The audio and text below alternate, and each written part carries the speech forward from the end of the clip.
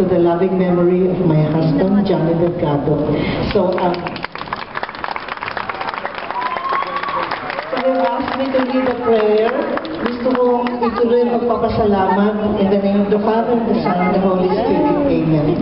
Heavenly Father, we thank you for giving us the gift of this project.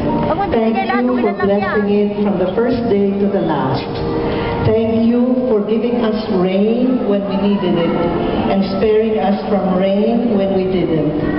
Thank you for leading us to the right locations, even at the last minute. Thank you for letting us finish our daily schedule while giving us